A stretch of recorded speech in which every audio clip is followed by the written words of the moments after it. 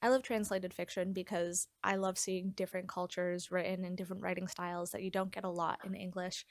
And also, sometimes abroad, they just write weirder books than us. And I love a weird book. I'm going to go over my top 5 translated fictions. These are not in any particular order, and I am going to say they're recommendations, but there is one I'm going to tell you not to read because it was gross and I shouldn't have liked it, but I did because it was really weird. The first book I'm going to talk about is a little bit more of a popular one, and that is My Husband by Maud Ventura. This is a book about a woman who is fully obsessed with her husband. She plans out every second of every day meticulously to create the right combination of love and affection for her husband and not overdoing it and looking desperate. She counts the seconds he hugs her or kisses her and uses that to decide how he's feeling about her that day. Every single thing he does is an indicator of how much he loves her in that moment. And everything she does is a reaction to how he's acting so that she can make him love her more, make him want her more. Everything is meticulously planned. It is her full time job. There is a twist at the end that people do not love. I did not take this book seriously, so I thought it was crazy and stupid, and I loved it. I ate this book up. This is good if you like books about obsession. You like kind of a popcorn thriller. That's kind of the vibe it gave me. You don't take it too seriously. You're just there for the ride and it's fun. This is not the most literary book. It is not the most beautifully written with purple prose. It is just fun. It's just a fun book. And I loved it. I had so much fun. Another one that's really popular right now is I Who Have Never Known Men by Jacqueline Hartman. This is translated from French. This is a contemporary dystopian about a group of women who are in an underground bunker held captive by a group of men. Most of these women have memories of the time before the bunker, but no one really knows how they ended up there. And our main character was born in the bunker. She has no memories of before. While this is a dystopian, this isn't a like fighting against the man, Hunger Games type dystopian. It's very introspective, it's very thought provoking. This was written by a woman who was a psychologist, so it's very much rooted in that. She was also a Jewish woman in the 1930s who had to leave her home during the Nazi regime.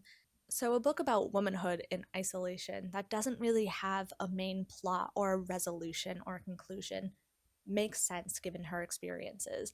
I think that that knowledge is integral to enjoying this book and understanding it. Next, I have Confessions by Connie Minoto. This book is a thriller about a teacher who is punishing her students after the death of her 4-year-old daughter. Each chapter is a different perspective. It starts with hers, and then we go through some of the students before making our way back to her. And it kind of just explores the aftermath of what happened, what she told them, how she's punishing them, and kind of just everything that comes along from that. You do hear the same story over and over as you hear it through different students' perspectives, but I thought it was incredibly engaging. If you like thrillers, you should definitely pick this up, especially if you like a darker thriller.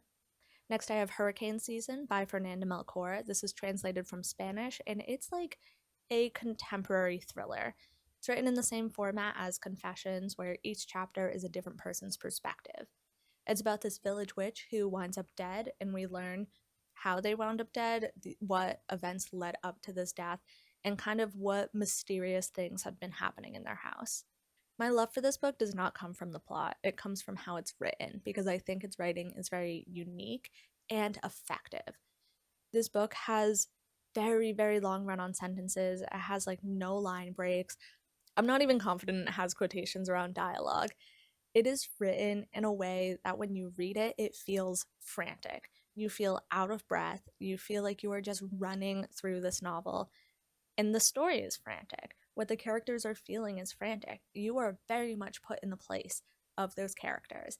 And it can be a little bit hard to get into because it is very different.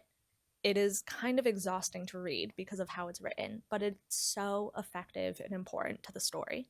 This next book doesn't really belong on this list, and I gotta be honest, I don't recommend it, but I really enjoyed it and I want to talk about it, and that is Wetlands by Charlotte Roche. Anyways, this is a contemporary fiction about this 18-year-old recovering from surgery. In this book, is disgusting, and not in the way you think, not in like a body horror surgery type way.